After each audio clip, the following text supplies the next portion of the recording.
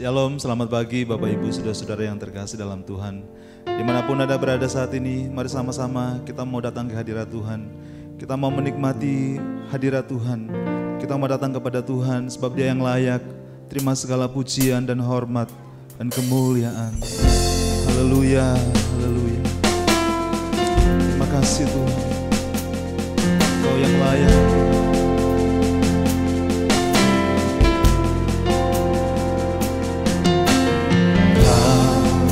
Pencipta hidupku, pemelihara jiwaku, Kau layak terima segala pujian, tunaikan syukurku. Kau pemilik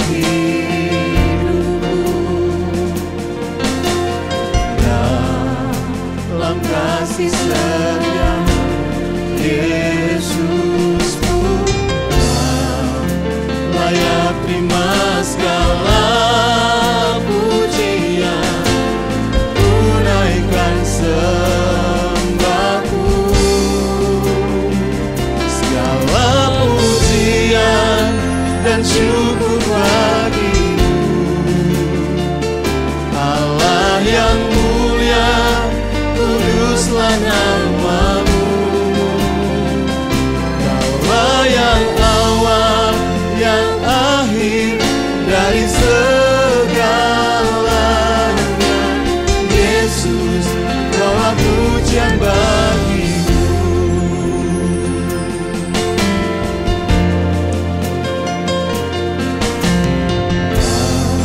Kau pencipta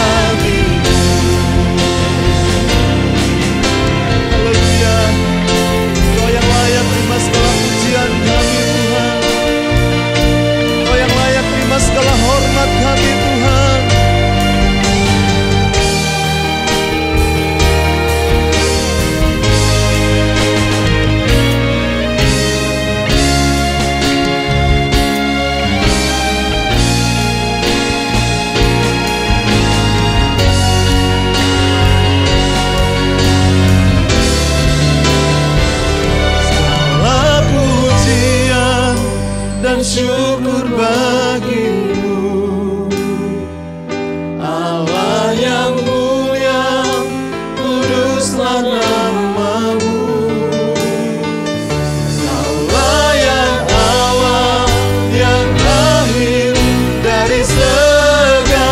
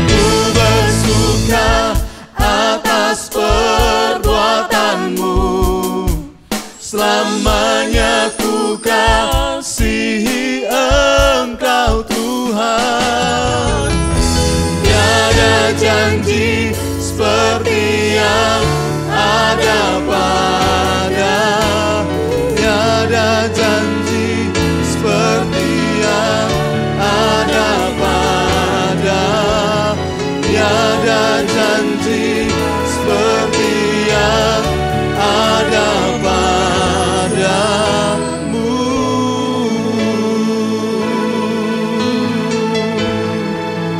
Terima kasih Tuhan. Haleluya, haleluya.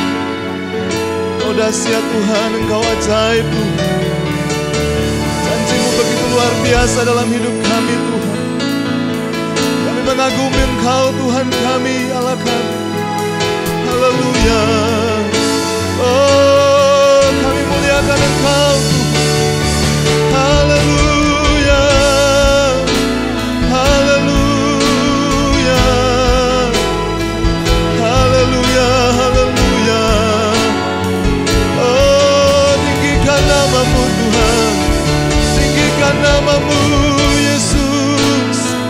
Allah yang mulia, Allah yang ajaib Tuhan. Engkau ajaib Tuhan, Engkau ajaib Yesus. Kau kami tinggikan, Kau kami muliakan Tuhan. Haleluya, haleluya, haleluya, haleluya. Oh, besar Engkau Tuhan, tiada yang seperti-Mu Tuhan, tiada yang seperti-Mu Tuhan. Haleluya. Terima kasih Tuhan. Terpujilah nama-Mu Tuhan. Betapa kami bangga punya Engkau Tuhan, Allah kami yang besar. Tiada ada Allah yang seperti Engkau Tuhan. Engkau dahsyat, Engkau luar biasa Tuhan. Terima kasih, kami bersuka cita karena Engkau Tuhan. Sebabnya pagi ini kami mau bersorak-sorai bagi Engkau Tuhan. Engkau hadir bersama-sama dengan kami Tuhan. Kami mau menaikkan ibadah kami Tuhan, di dalam nama Tuhan Yesus Kristus. Haleluya. Amin. Bersama-sama kita mau bersuka cita pagi hari ini. Kita memuji Tuhan karena Dia Allah yang layak terima segala pujian, hormat dan kemuliaan dan kuasa selama-lamanya. Haleluya.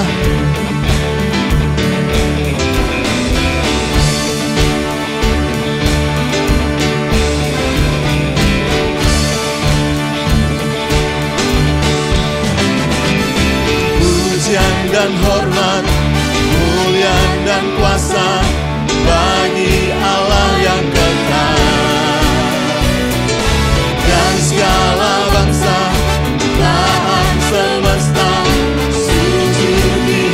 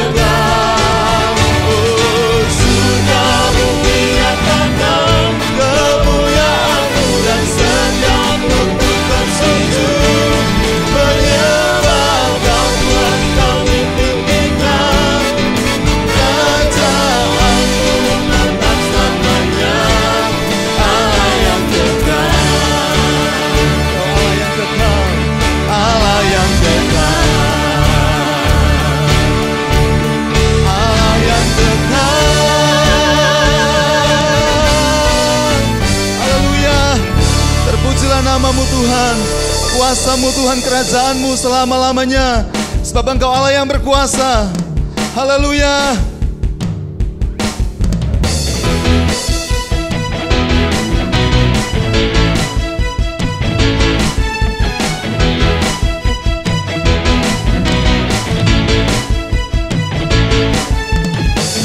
Terpujilah namamu Tuhan, kuat dan penuh kemuliaan. Satu suara kami nyatakan, kebesaran-Mu tetap selamanya. Terpujilah namamu Tuhan, terpujilah namamu Tuhan. Kau ajaib, ajaib dan penuh keagungan. Satu hati kami nyatakan, kerajaan-Mu kekal selamanya.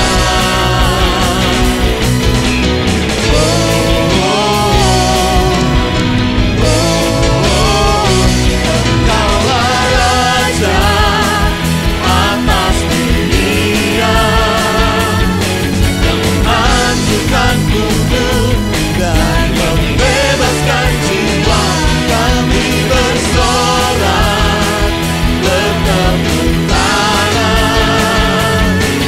Kau Tuhan percaya dan memerintah untuk selamanya. Terpujilah namamu Tuhan, Kau ajaib, ajaib dan penuh keagungan. Satu hati kami nyatakan, kerajaan-Mu kekal selamanya.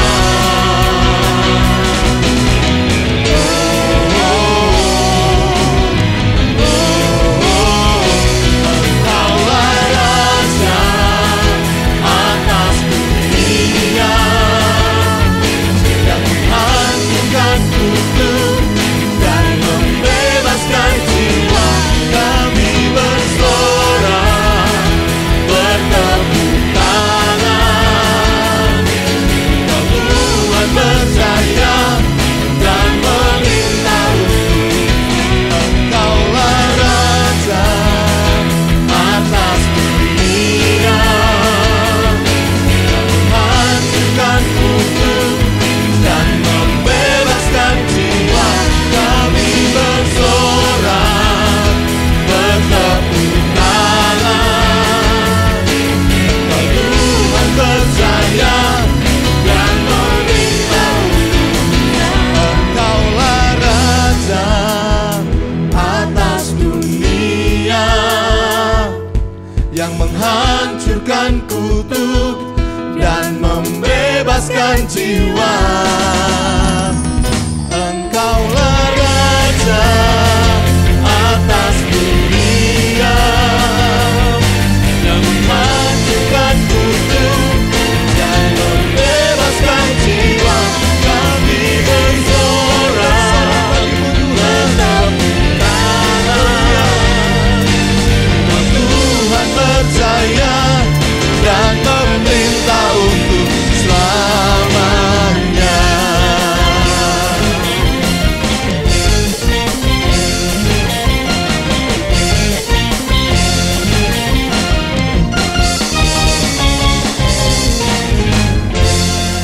Haleluya, haleluya.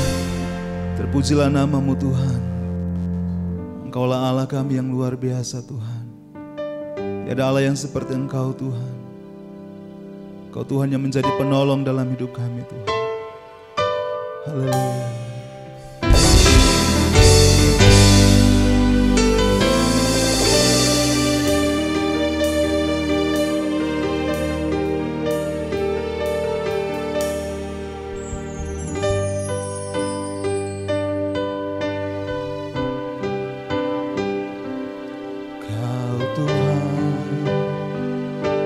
penolong dalam hidupku, percaya hanya kepadamu. Kau pegang tanganku dan tuntun langkahku. Yesus, Kau perlindunganku. Kau Tuhan, kekuatan dalam hidupku, penolongku dalam kesesakan. Batuku dan pertahananku. Yesus, Kau kemenanganku. Yesus, padamu ku berseru, Kaulah penyelamatku. Terpujilah Tuhanku. Ku memuji nama-Mu sepanjang umur hidupku. Terpujilah Tuhanku di atas segalanya.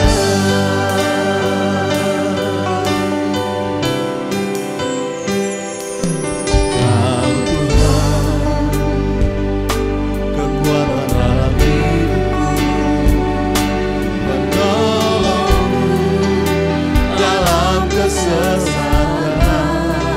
Kau gunung batuku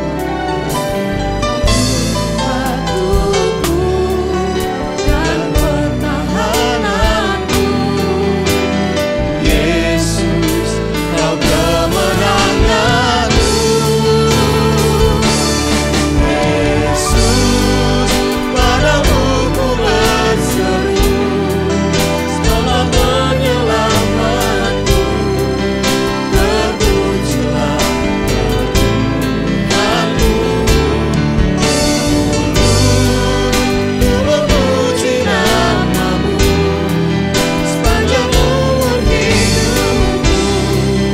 Terpujilah Tuhanku di atas segalanya.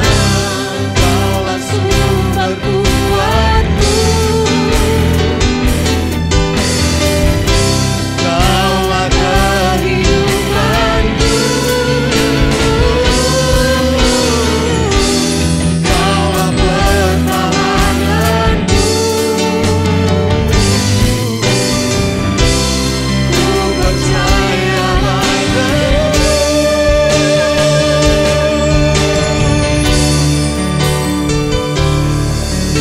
Yesus, padamu ku berseru, Kaulah penyelamatku. Terpujilah Kau Tuhanku. Ku memuji nama-Mu sepanjang umur hidupku. Terpujilah Kau Tuhanku di atas segalanya.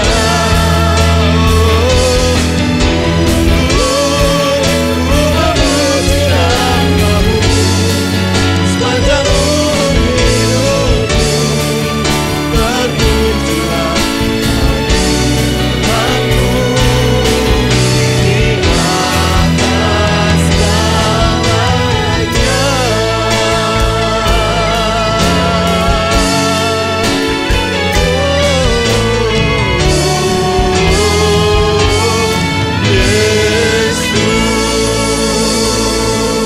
Yesus, haleluya. Terpujilah nama-Mu Tuhan. Terima kasih Tuhan. Terima kasih Tuhan. Kau Allah yang menjadi penyelamat kami Tuhan. Kau Allah yang menjadi kekuatan kami Tuhan. Terima kasih Tuhan. Kami mau siapkan hati kami untuk mendengarkan firman-Mu. Berfirmanlah Engkau bagi kami Tuhan. Setiap kami, tanah hati kami yang kering Tuhan, melalui firman-Mu kami dikuatkan, kami diteguhkan dengan firman-Mu Bapa. Hamba-Mu yang menyampaikan firman-Mu, Engkau urapi dengan kekuatan kuasa-Mu Bapa. Terpujilah nama-Mu Tuhan. Kami siapkan hati kami mendengarkan firman-Mu. Dalam nama Tuhan Yesus Kristus, haleluya. Amin. Shalom.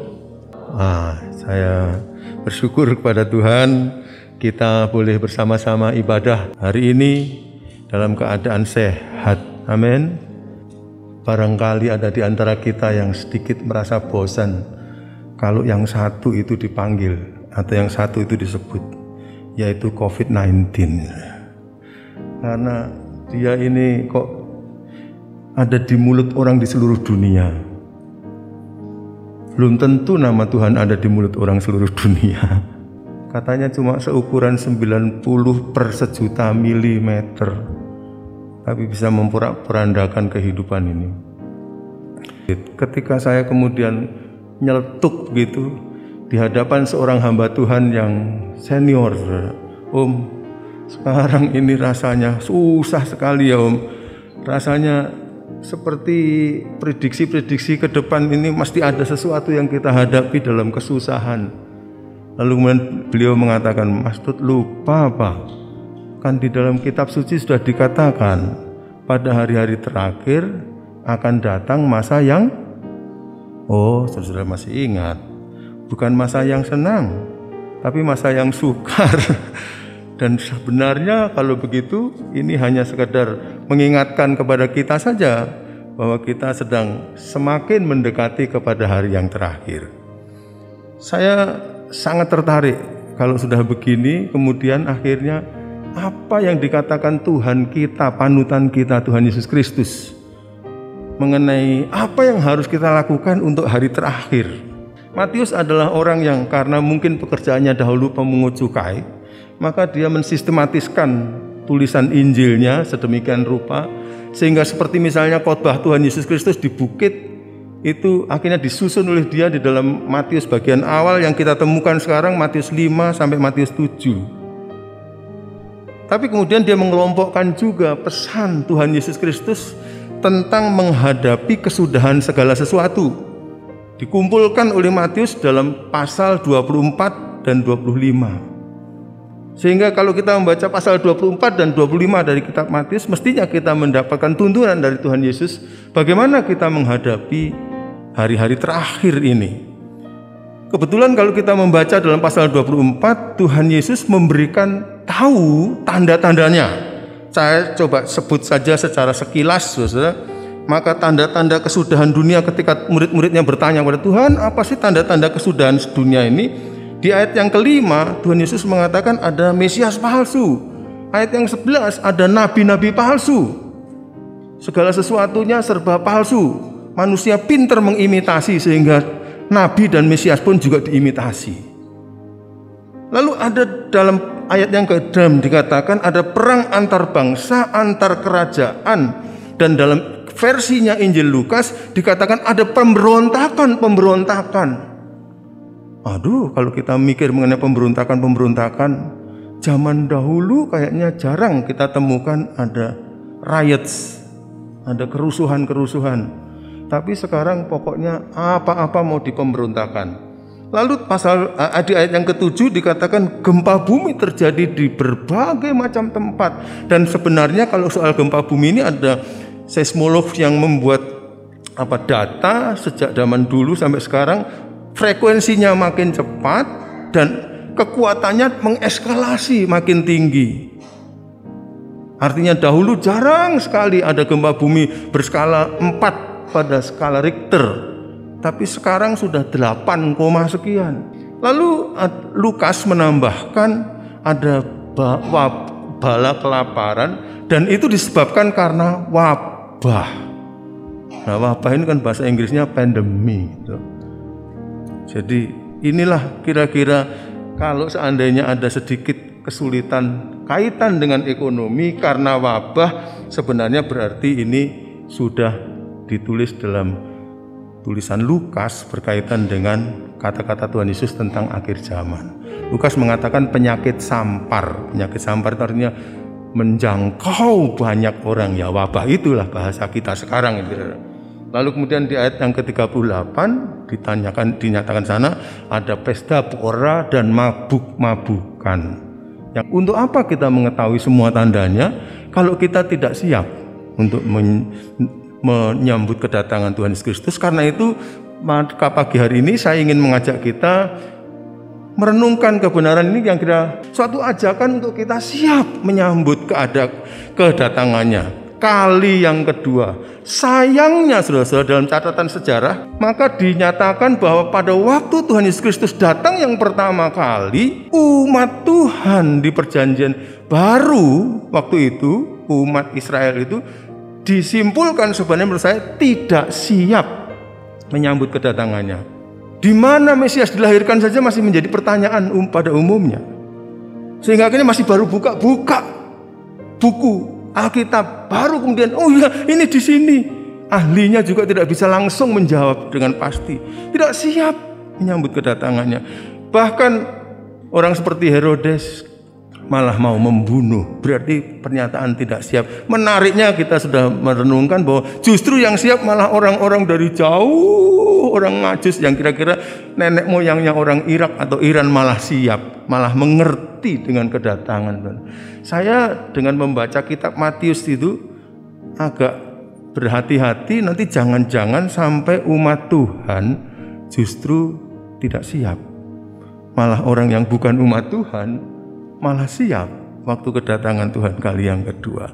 Nah, itu yang menurut saya sangat penting. Karena itu mari kita kemudian mencoba cari tahu dari Tuhan Yesus. Dan syukurnya Tuhan Yesus kalau memberitahukan apa-apa selalu lengkap. Setelah memberitahukan tanda-tandanya di pasal 24, kemudian Tuhan Yesus memberikan begini, kalau begitu nanti kalau itu semua datang kamu siap. Begini caranya, coba dengarkan khotbah saya di pasal 25, dicatat oleh Matius. Dan pasal 25 dari kitab Matius itu berisi 3 perumpamaan. Kata orang-orang yang pintar-pintar bahasa asli, kata perumpamaan diterjemahkan dari kata bahasa bukan bahasa Ibrani, bahasa Aramaik, bahasa sehari-harinya Tuhan Yesus ya. Itu adalah teka-teki atau tebakan. Bahasa Aramaiknya adalah metal. Dan artinya dalam sebuah perumpamaan itu sebenarnya selalu terkandung satu maksud utama. Dan silahkan tangkap maksud utama itu. Mari kita akan coba melihat perumpamaan-perumpamaan yang dinyatakan oleh Tuhan Yesus, yang memberikan pesan kepada kita bahwa kita itu mesti siap menyambut kedatangannya. Dengan cara bagaimana kita siap menyambut kedatangannya? Perumpamaan yang pertama kita akan bersama-sama membaca dari ayat yang pertama.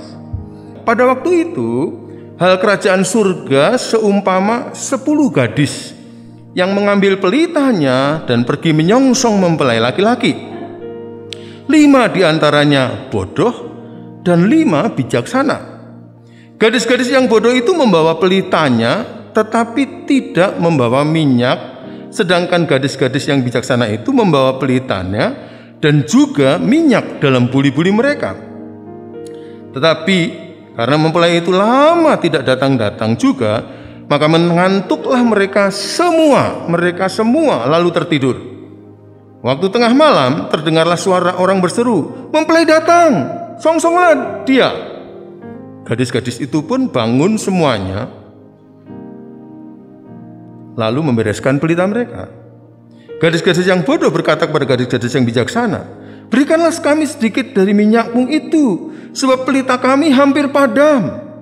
Tapi jawab gadis-gadis yang bijaksana itu, "Tidak, nanti tidak cukup untuk kami dan untuk kamu. Lebih baik kamu pergi pada penjual minyak dan beli di situ." Akan tetapi waktu mereka sedang pergi untuk membelinya, datanglah mempelai itu dan mereka yang telah siap sedia masuk bersama-sama dengan dia ke ruang perjamuan kawin, lalu pintu ditutup.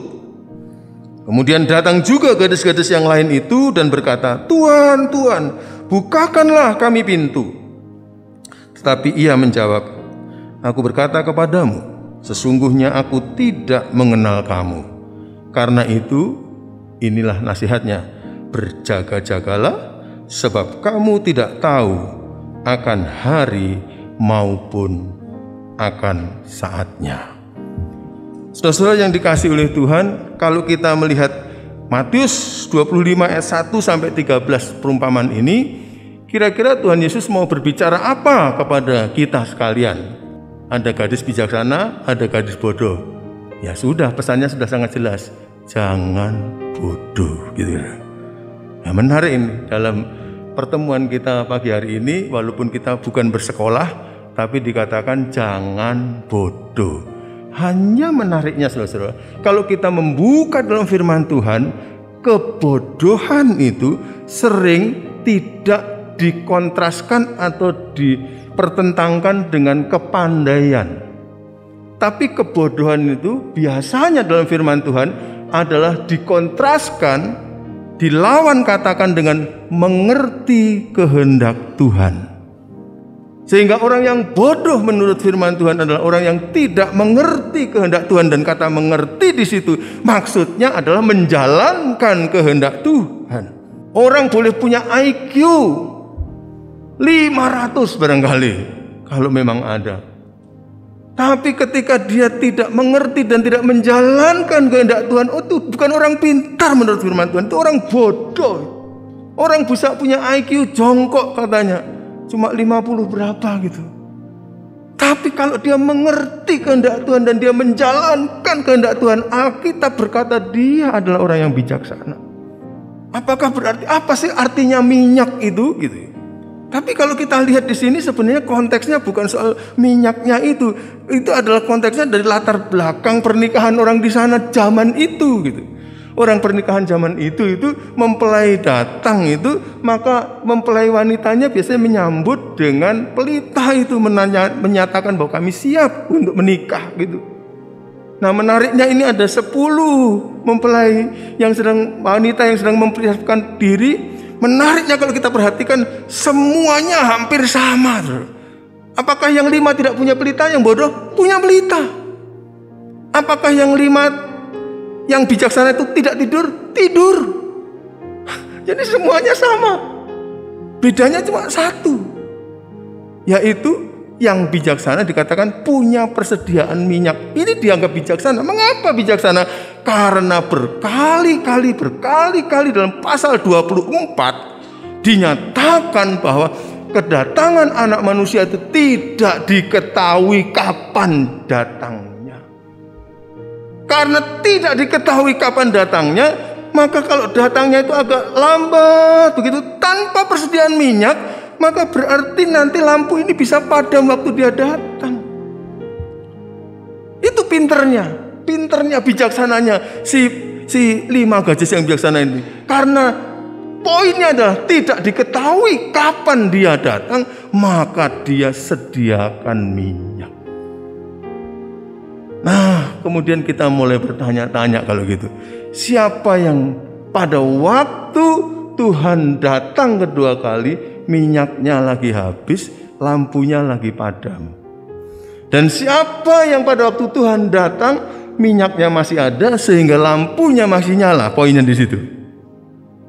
Kalau kita lihat, karena biasanya kitab suci itu ditulis dengan kontekstual, maka yang sebelumnya bisa menerangkan ayat itu, yang sesudahnya bisa menerangkan ayat itu. Dan kebetulan kalau kita membaca misalnya dalam pasal 24 ayat 48 sampai 49, akan tetapi apabila hamba itu jahat dan berkata dalam hatinya, izinkan saya menerangkan ini.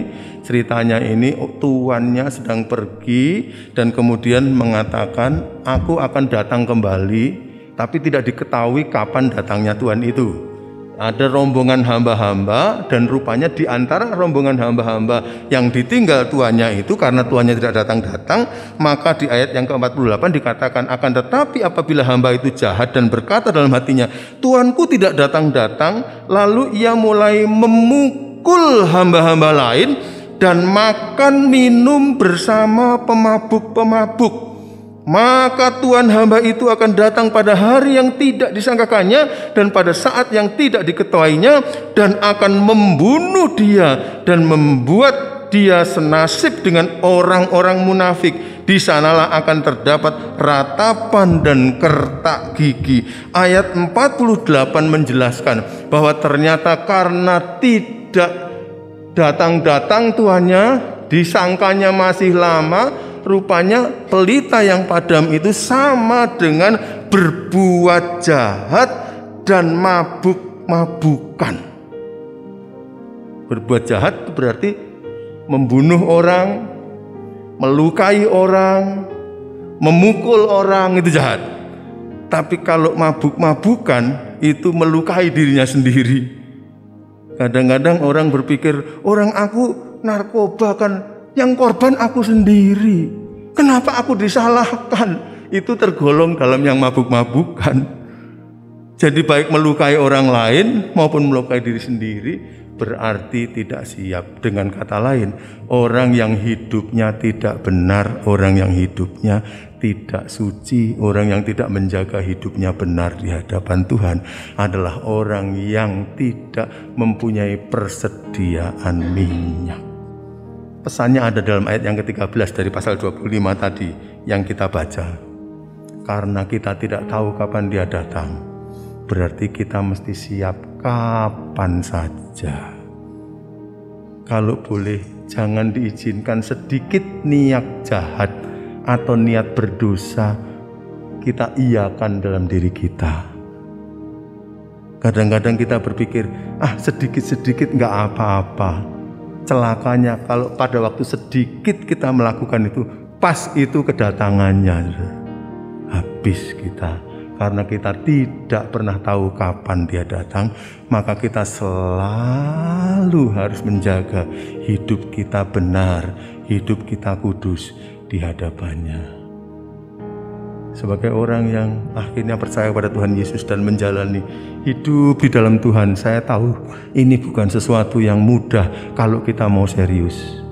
Tetapi syukurnya Roh Kudus siap menolong kita. Roh Kudus siap mendampingi kita. Roh Kudus mau menolong kita kalau kita punya niat yang baik. Karena itu buat saya ini adalah pesan kebergantungan yang tinggi. Marilah kita semakin bergantung kepada Tuhan. Dalam keadaan-keadaan menuju kepada akhir zaman ini, terlalu banyak kompromi bisa ada di muka bumi ini. Hal-hal yang dahulu dipandang sebagai salah bisa dipandang tidak salah kembali dengan berbagai macam alasan kepintaran manusia. Karena itu hanya pertolongan Roh Kudus yang akan menolong kita untuk bisa menjaga hidup kita benar. Lalu kemudian muncul perumpamaan yang kedua, adalah perumpamaan tentang talenta. Dan kita tahu ya, Tuhan itu memberikan kepada hamba-hambanya, dan kemudian rupanya yang dipresentasikan di situ hambanya ada 3, maka Tuhan itu memberikan kepada hamba-hambanya talenta masing-masing sesuai dengan kemampuannya. 5, 2, 1. Dan Tuhan itu pergi, dimintakan supaya talenta itu akan diusahakan.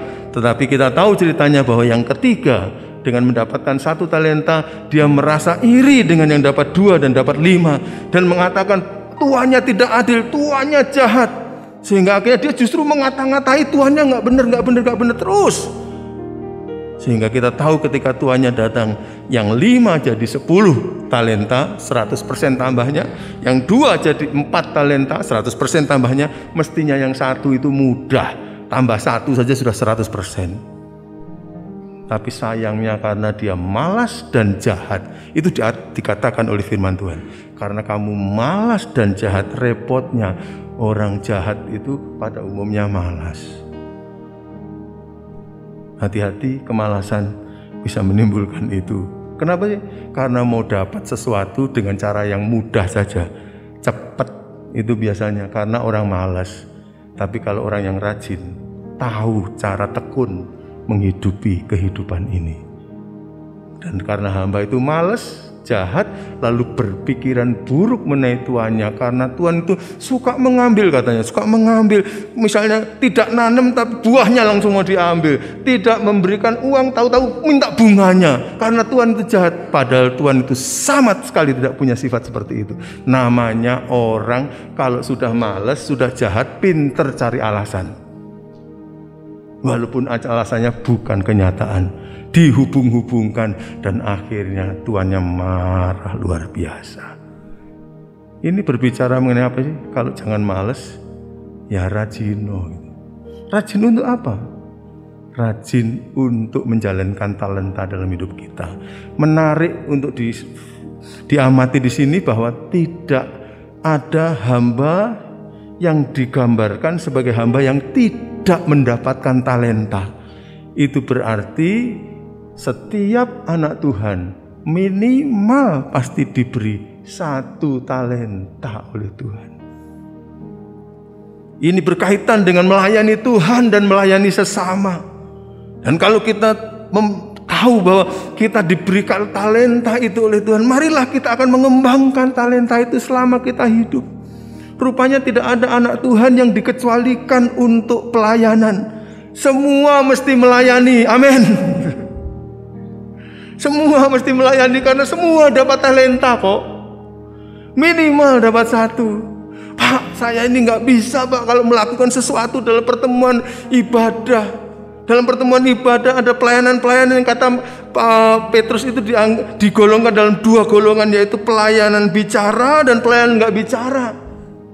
Pelayanan bicara ya seperti saya khotbah, seperti tadi pemimpin ibadah, seperti kemudian singers dan sebagainya.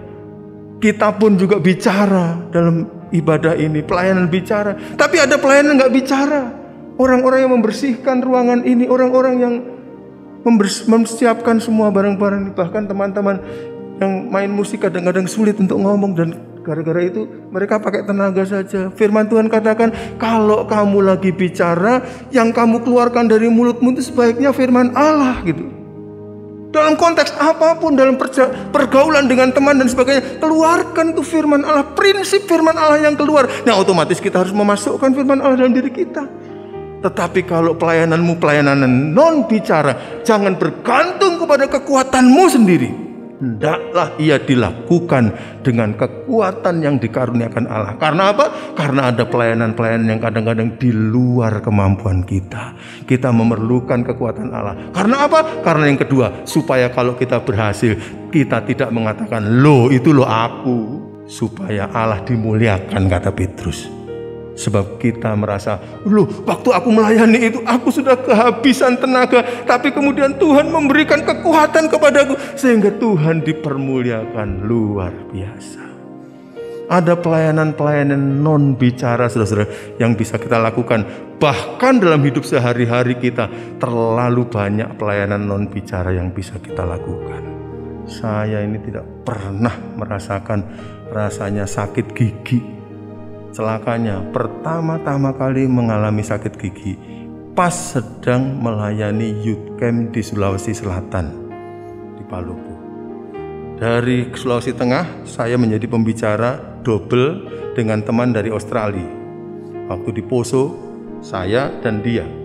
Tahu-tahu waktu di Poso dia dipersoalkan sehingga izinnya kemudian tidak boleh diteruskan bisa bicara. Akhirnya saya harus menggantikan seluruh jadwalnya dia dan jadwal saya. Di tengah-tengah jadwal yang begitu padat, kaum muda yang ratusan jumlahnya sudah siap, saya kena sakit gigi. Gara-gara sakit gigi, kalau pakai makan sakit dan sebagainya, sehingga tidak ada makanan masuk, yang ada hanya air minum saja. Air minum pun rasa sakit. Dan saya merasakan bagaimana setiap kali mau khotbah atau mau ceramah pada siang hari, selalu ada kekuatan yang bukan berasal dari makanan. Tapi itu adalah satu memori saya yang tertinggi, bahwa pada hari-hari itu saya melayani Tuhan bukan dengan kekuatan saya. Beberapa tahun kemudian ketemulah saya anak dari Poso, anak dari Palopo datang ke Sati, lalu mengatakan, "Om masih ingat? Ingat apa? Saya. Di mana? Palopo. Di mana? Poso. Youth camp itu. Kamu ingat itu ya? Saya nggak bisa makan. Ya Om, saya ingat itu. Om bersaksi juga. Tapi tiap kali Om sampaikan firman, rasanya nggak kurang dari orang yang sudah makan banyak Om itu."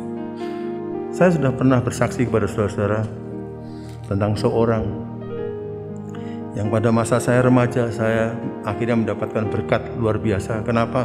Karena waktu beliau dimakamkan, ternyata yang hadir di luar dugaan kami yang hadir banyak sekali. Saya heran betul, karena kenapa pada waktu ada dalam ibadah-ibadah di gereja seperti begini ini, saya tidak pernah menyaksikan orang itu berperan dalam pelayanan-pelayanan ibadah di gereja. Tetapi kemudian dari orang-orang yang hadir itu, sebagian anak Tuhan dan sebagian bahkan bukan anak Tuhan, mereka bersaksi bahwa orang ini ternyata selama hidupnya, setelah pagi-pagi dia masak karena dia tahu bahwa dia paling tidak bisa melakukan pelayanan dengan pelayanan bicara, maka dia suka mengunjungi orang-orang yang sakit dan sedang dalam masalah besar. Ke rumah-rumah mereka dikunjungi. Rumahnya di daerah Bareng di Malang situ. Tapi dia mengunjungi orang-orang sampai ke daerah Tanjung, ke daerah Mergan, dan di daerah Malang itu dikunjungi orang-orang itu. Dan yang dilakukan apa? Kata cerita mereka, orang itu tidak terlalu banyak bicara, tapi selalu mengunjungi. Dan kadang-kadang kalau sudah mengunjungi, ngomongnya cuma 1 kata, 2 kata. Lalu setelah itu cuma nangis bersama-sama dengan saya waktu saya sedang sedih. Orang itu tidak bisa bicara, tidak kelihatan melayani sama sekali dalam pertemuan ibadah. Hari itu pada waktu beliau dipanggil Tuhan adalah surprise bagi kami. Ternyata beliau adalah pelayan Tuhan yang luar biasa. Di luar ibadah, beliau menjadi berkat bagi puluhan bahkan ratusan orang. Perumpamaan yang pertama tadi adalah supaya kita jangan bodoh tapi mengerti kehendak Tuhan. Artinya mari kita jaga hidup kita selalu benar di hadapan Tuhan kapanpun, karena Dia datang kapan saja. Yang kedua, sementara kita menunggu kedatangannya, marilah kita giat dalam melakukan pelayanan. Maksudnya melayani pada Tuhan dan sesama dalam hidup kita sehari-hari tanpa terkecuali.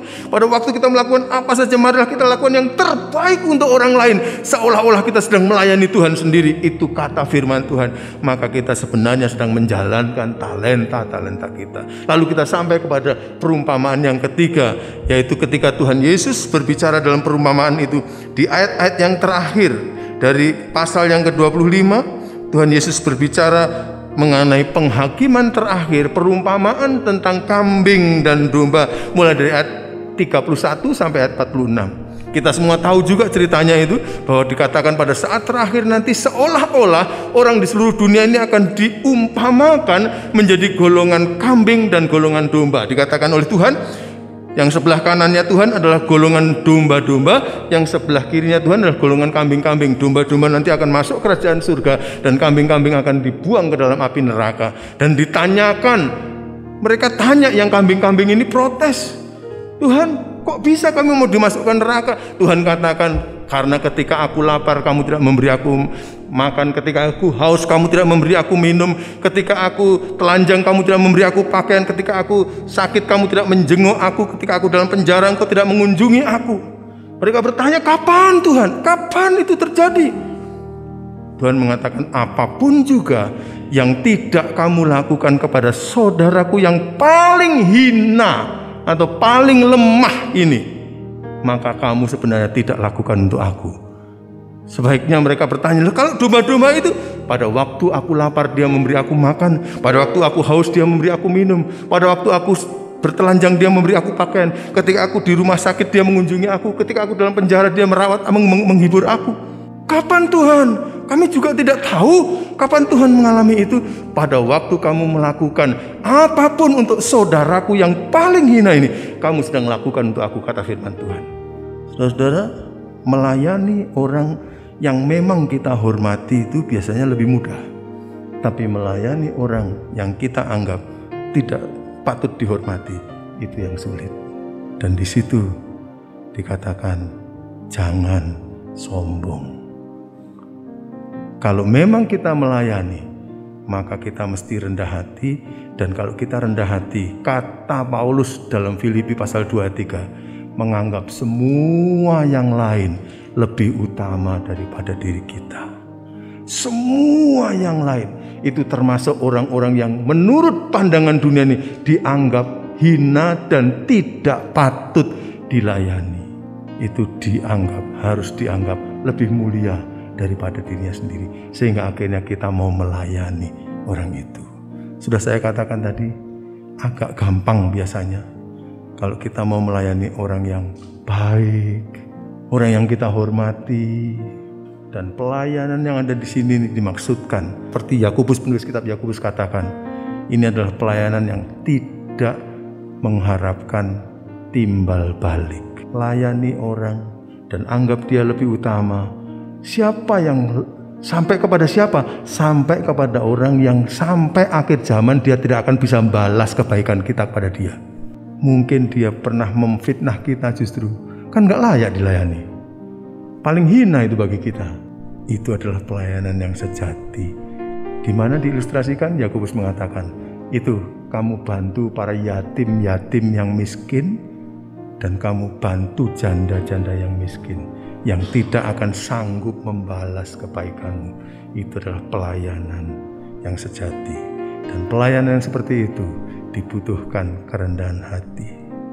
Bersyukur saya dan Bu Esther dipertemukan dengan Ibu Yani Lim, yang pada waktu saya pulang dari Filipina, pertama kali saya mengajar di Sati tahun 91, beliau duduk sebagai mahasiswa. Waktu saya mengajar, saya cerita bahwa di Filipina saya tiap Sabtu memanfaatkan waktu yang di tengah-tengah kepadatan belajar saya melayani ke penjara. Lalu ketika beliau dengar penjara gitu, maka beliau lalu langsung approach saya setelah kelas dan mengatakan, Pak Gadut, kami ini ada pelayanan, ada yayasan yang melayani kepada orang penjara. Tapi ini kebetulan di penjara laki-laki di Waru, ya itu nggak ada yang melayani. Apa Pak Gadut mau? Oh Bu, saya ada pengalaman sedikit di Filipina. Sungguh melayani orang-orang seperti itu adalah tes bagi hati saya dan hati Bu Esther untuk melakukan pelayanan tanpa harapan. Melayani saja, melayani saja, melayani saja. Kami kadang-kadang berikan yang terbaik, lalu masih juga responsnya tidak baik. Dan kami katakan, terima kasih, berarti lulus ini justru lulus kalau begitu. Kami pernah dititipi 2 anak kecil, umur 4 sama 6 tahun, laki dan perempuan. Bapaknya ada di Nusa Kambangan sana. Ibunya, ya, ini orang dari luar negeri, daerah Afrika. Lalu ibunya orang Indonesia, bawa anaknya ini masuk ke Nusa Kambangan, lalu kemudian dititipkan di satu warung di dalam pulau, lalu kemudian setelah itu tinggal pergi, katanya mau apa sedikit gitu. Ternyata dia tinggalkan sama sekali. Nah ini nggak bisa ditaruh di mana-mana ini. Akhirnya pas waktu itu Bu Esther dan Bu Yani pas ada di sana, lalu kemudian mereka pimpinan Nusa Kambangan, Bu ini apa bisa ditolong ditampung? Ya sudah kami tampung. Nah, kalau kami tampung, mereka kami taruh bersama-sama dengan lansia-lansia yang sudah nggak kuat itu rusak nanti anaknya nakal. Saudara-saudara, kalau saudara-saudara pernah tahu anak yang nakalnya lebih dari setan dia itu, Pak Gadut ini terpaksa harus dititipkan di rumahnya Pak Gadut. Aduh, ya benar-benar titipkan di rumah saya sama Bu Esther. Saudara-saudara, korbannya luar biasa. Mereka suka main-main di atas tempat tidur, lompat-lompat. Setelah itu mohon maaf, kencing juga di situ, berak juga di situ. Nakalnya pokoknya. Aduh, bener. Bu Esther sering ngeluh juga. Kok arek nakal lebih dari setan. Ya itu, nakal luar biasa. Sampai kemudian akhirnya saya dan Bu Esther berusaha untuk memperhatikan mereka. Luar biasa. Itu saya nggak mau sebutkan semua nakal yang lain. Barang-barang itu sudah di rumah itu pecah itu dah. Wah, kemudian setelah gitu kami coba beri kasih kepada mereka yang ekstra itu, saya sama Bu Esther, kasih dari diri kami. Lalu kemudian setelah kami memperhatikan mereka luar biasa, nah giliran Ayu sama Bagus protes. Loh, Mama dapat anak baru dah gitu. Nah saya dan Bagus itu apanya Mama gitu. Kok Mama sama Papa seperti perhatiannya kok soalnya pada dia mereka saja. Makanya minta ampun begitu. Akhirnya kami harus rangkul Ayu dan Bagus dan katakan, Ayu dan Bagus, Papa dan Mama berusaha untuk menjadi belajar dari Tuhan Yesus Kristus. Ayo kami akhirnya jelaskan kenapa begitu. Kamu sangat beruntung, kamu berada di tempat seperti ini. Anak ini dibesarkan dalam lingkungan yang luar biasa tidak bagus. Mari kita kasih mereka. Akhirnya mereka ngerti, akhirnya mereka ikut mendoakan, diajak doa bersama. Luar biasa, setelah beberapa bulan akhirnya jinak, saudara. Repotnya ketika mereka sudah jinak jadi anak yang baik, mamahnya mengatakan mau ngambil anak itu, kalau enggak kami ajukan ke pengadilan. Ya sudah toh, sudah selesai digarap, mau diambil ambillah, ya kan? Kami serahkan dalam keadaan baik-baik dengan doa supaya jangan sampai dia masuk ke kubangan lagi. Saya dengar kabar selentingan saja bahwa justru anak itu akhirnya malah mempengaruhi suasana rumah tangga mereka. Do your ministry to the least. Lakukan pelayanan kepada saudara yang paling hina. Di situ saudara akan merasakan kasih Tuhan yang nyata dalam kehidupan kita, dan kita siap menyambut orang yang itu, Yesus itu, yang walaupun dia serupa dengan Allah, tidak menganggap kesetaraan dengan Allah sebagai milik yang harus dipertahankan, tapi turun dalam kehinaan melayani kita semua. Tuhan memberkati kita semua. Amin. Oh Yerusalem, kota mulia, hatiku rindu ke sana. Oh haleluya, haleluya.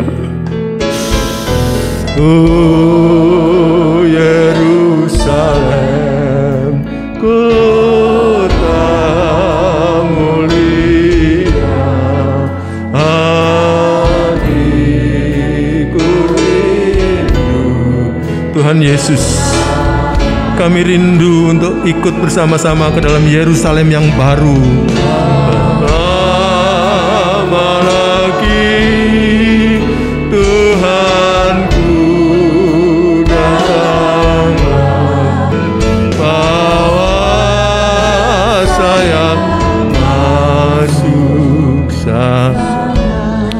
Mari kita angkat tangan kita di hadapan Tuhan. Tuhan, kami mengangkat tangan karena kami tidak merasa sanggup untuk menyiapkan diri kami sendirian untuk kedatangan-Mu kali yang kedua.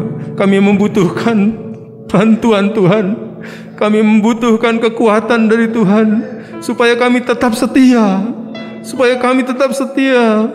sampai pada akhirnya. Tuhan, tolong kami menjaga hidup kami benar di hadapan-Mu, terlibat dalam pelayanan dan tidak pilih-pilih pelayanan, melayani orang lain dengan apapun yang kami bisa. Tuhan, tolong karuniakan kekuatan kepada kami.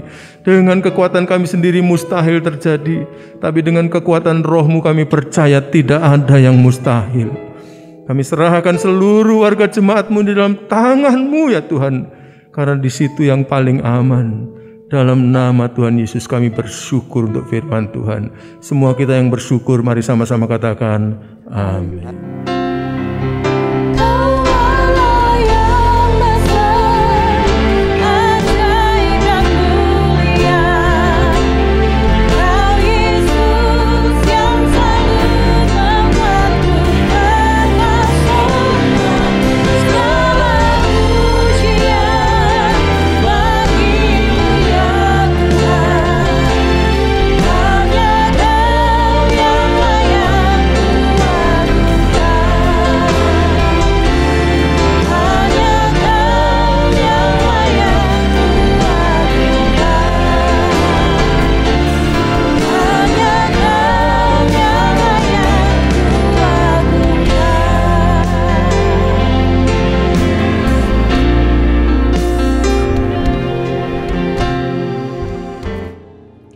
Ya Tuhan, hadirat-Mu tetap menyertai mereka untuk memberkati setiap rumah tangga mereka, seluruh anggota keluarga mereka. Berkatilah usaha dan mata pencaharian umat-Mu. Berkatilah roti dan air mereka. Berkatilah umat-Mu ini dengan kekuatan dan kesehatan. Sesungguhnya Dikau sangat mengasihi umat-Mu. Seluruh umat-Mu ini ada di dalam telapak tangan-Mu, dan tak seorang pun dapat merampas mereka, domba-domba-Mu ini, dari dalam tangan-Mu. Hamba-Mu berdoa, bawalah seluruh sidang jemaat-Mu ini semakin hari semakin dekat kepadamu, semakin mengasihi Engkau ya Tuhan, sehingga mereka boleh tiba di puncak bukit kesucian-Mu dan memandang wajah-Mu yang indah. Kini sidang jemaat yang dikasihi Tuhan, Allah yang kekal adalah naungan-Mu, dan lengannya yang abadi menopang Engkau. Tuhan memberkati Engkau dan melindungi Engkau. Tuhan menyinari Engkau dengan wajah-Nya, serta memberikan Engkau kasih karunia. Tuhan menghadapkan wajah-Nya kepadamu dan memberikan Engkau damai sejahtera di dalam berkat nama Tuhan Yesus Kristus. Amin.